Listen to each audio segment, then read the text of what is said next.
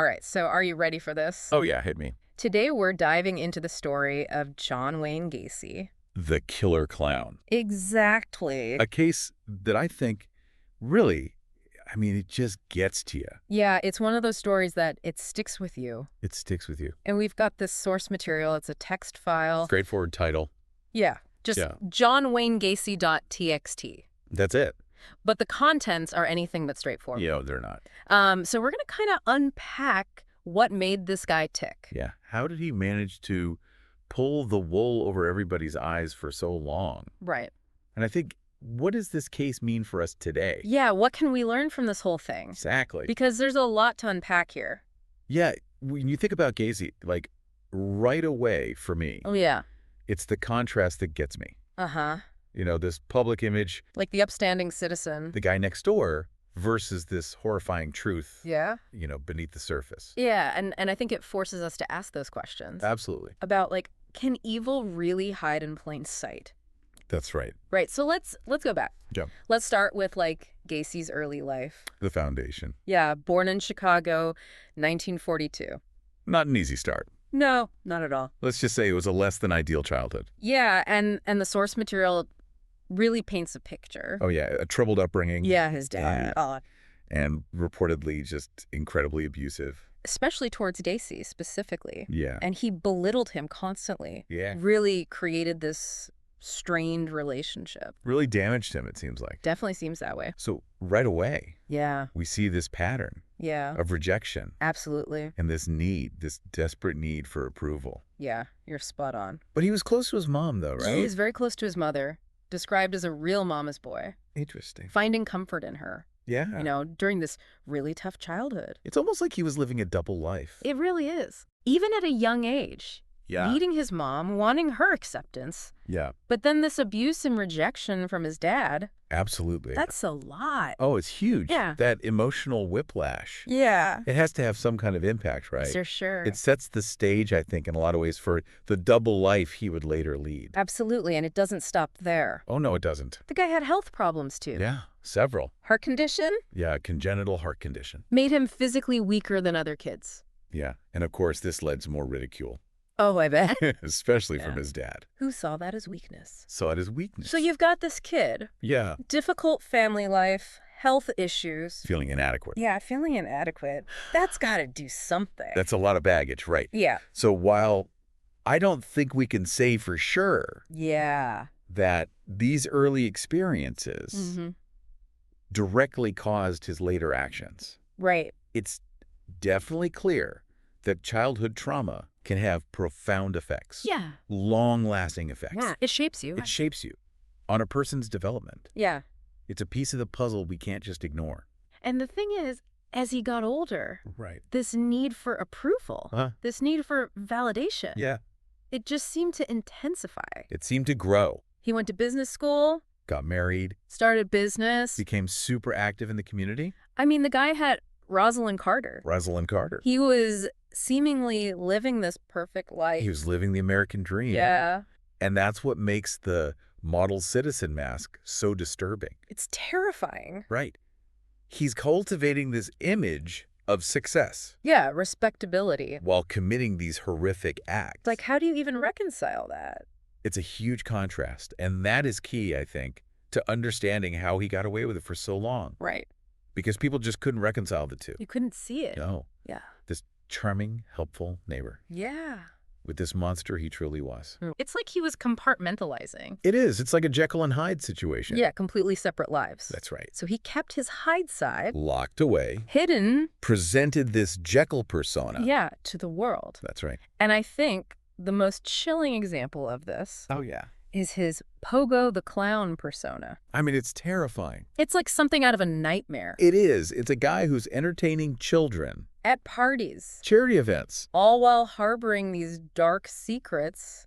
Yeah, it's chilling. It's think about the implications. It's hard to even wrap your head around it. A trusted figure, Someone meant to bring joy. using that persona as a cover. That's the dissonance, right? Yeah. That's what makes this case so unsettling. Like he's using the symbol of innocence Laughter. to conceal this horrific reality. It's incredible. So this dark side, though, Yeah. it couldn't stay hidden forever, right? Right. There had to be cracks.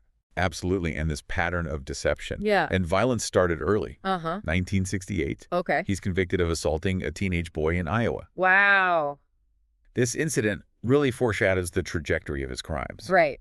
And it's a missed opportunity for intervention. So even before the clown? Yeah, the warning signs are there. Yeah. This wasn't just a sudden Like snap. descent into darkness. Uh-huh.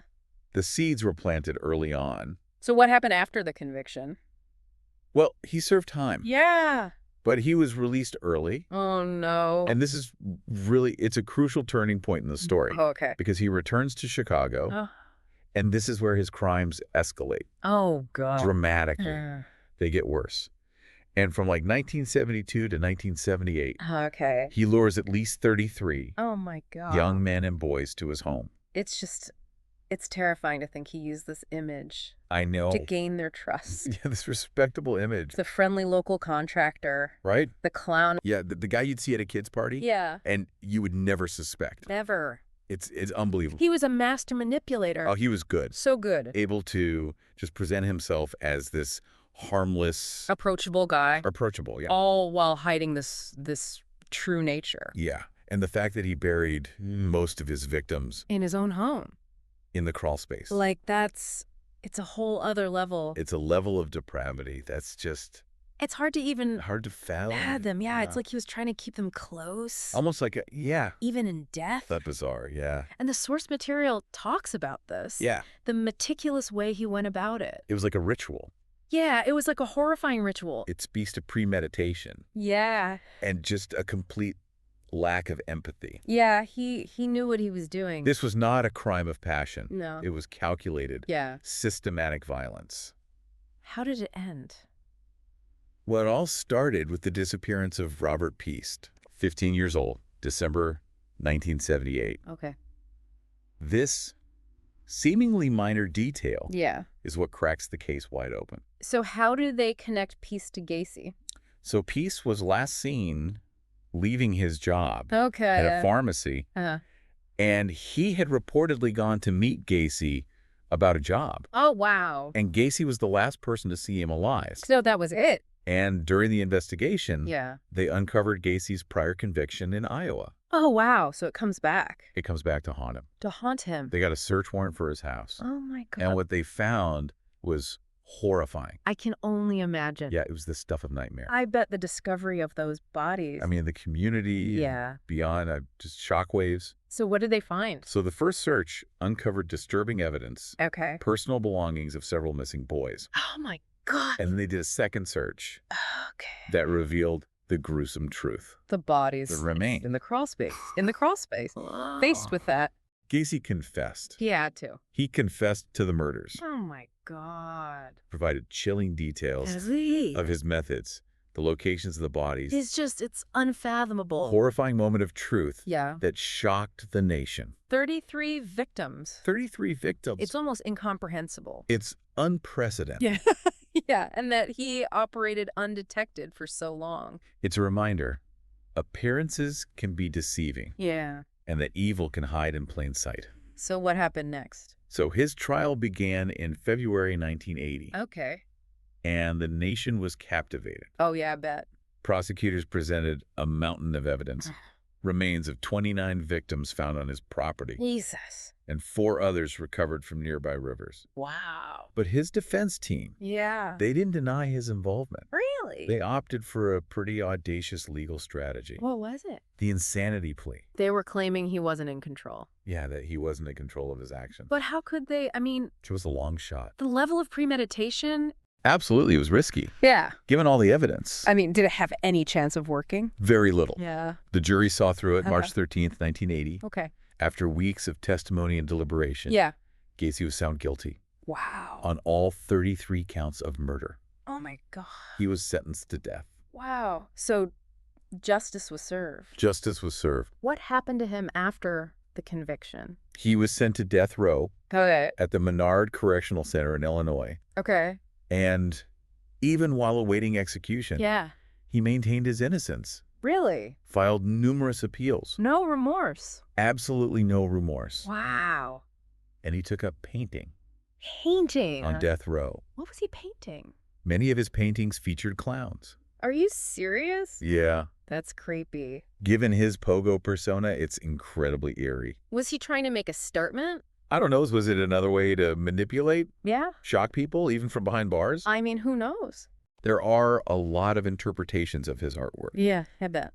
Some see it as a further attempt at manipulation. To stay in the public eye. Stay in the public eye, yeah. Or control the narrative. Control the narrative, yeah. Right. Others view it as a disturbing glimpse into his psyche. Yeah, for sure. But ultimately, we just don't know his motives.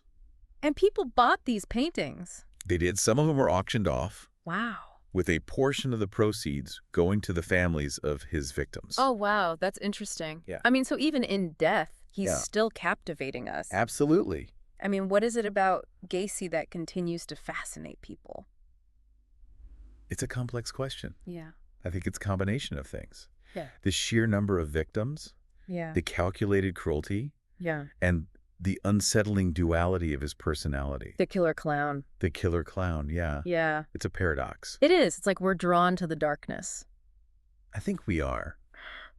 Trying to make sense of it. How someone could do something like this. Yeah. And there's also this element of, Yeah. societal introspection. How Yeah. could this happen? Yeah, what did we miss? What signs did we miss? How do we prevent it from happening again? Right. In Gacy's case, forces us to confront this uncomfortable reality Yeah. that evil can lurk beneath the surface Of anyone. of even the most seemingly normal individuals. So what was the end for John Wayne Gacy? 14 years on death row. Okay. His appeals were exhausted, Yeah. and he was executed by lethal injection, Okay. May 10th, 1994. Did he say anything? His last words, according to reports, were, "Kiss my ass." Wow. Defiant to the end. A final act of defiance. Yeah. It seemed like he was determined to control the narrative To his very last breath. until his very last breath. It's a chilling end. It is. To a horrific chapter. Yeah. Even in death. It's us. He refuses to take responsibility. He just wants to leave us with this image Yeah. of defiance. Yeah, like this unrepentant figure. Unrepentant. And his legacy continues to spark debate Absolutely. and analysis. I mean, It does. countless books. Movies, documentaries. Trying to make sense of his crimes. Yeah, trying to understand. Yeah, understand the mind of a serial killer. Right, and how to prevent Yeah, can we prevent? future tragedies. Yeah. And it continues to fascinate us. Yeah, it's both fascinating and horrifying. Absolutely. But one thing that I find interesting is how his case changed the way law enforcement approaches missing person cases. Absolutely. It highlighted the need for better communication Right. between agencies. Especially when dealing with vulnerable people. Yes. People who might be targeted Yeah. by predators like Gacy, So it forced them to take a harder look they had to. at these cases. Yeah, connect the dots. Connect the dots. Recognize the pattern Yeah. that might otherwise be overlooked. And it raised awareness It's to dangers that are Okay. really out there. Yeah, in our communities. Yeah. And on a societal level, Yeah. it's made us more aware I think so. Much more aware. of the potential for darkness. Yeah, even in seemingly ordinary people. Yeah, Gacy's case really challenged our assumptions It did. about who we can trust. Yeah, and how easily evil can just, Masquerade. as normal. Well, as normal. So it's a sobering thought. It is, but it's important. It's an important one. It reminds us to be vigilant, Absolutely. to question our assumptions, And never take anyone at face value. You got to dig a little deeper. and listen to your gut. Your intuition, Yeah. that gut feeling Yeah. when something feels wrong, Those red flags. those red flags. So we've covered a lot. We have. We've delved into his troubled childhood. Yeah, This carefully constructed facade of normalcy. right. The horrifying details of his crimes, Right. his trial, His execution. and the impact his case has had. It's been a deep dive. It has. It's been a deep dive into a dark chapter. Very dark chapter. One that forces us to confront some Absolutely. uncomfortable truths about human nature. Yeah, and the monsters in our communities. We've only scratched the surface. This is- Story. It's complex. Yeah. And it's disturbing. But hopefully this has given you a new perspective I hope so. on this case and on the world around you. Absolutely. So to wrap things up, Okay. I want to leave you with a question. Okay. What can we do Yeah, as individuals as a society. to be more aware Absolutely. of this kind of predatory behavior? And to protect those who are vulnerable. Yeah, it's a question that deserves our attention Our reflection. and our action. Absolutely. Thanks for joining us. It's been a pleasure. Until next time, stay curious. Stay informed. And most importantly, Stay safe. If you enjoyed this video and want to dive deeper into more cases like this one, make sure to subscribe to our channel. Don't forget to like the video if you found the story compelling, and share it with your friends and family who might be interested in true crime and mysteries. By subscribing, you'll stay up to date with all our latest content and join a growing community of curious minds exploring the most fascinating cases. Click the notification bell so you never miss an upload. Your support means everything.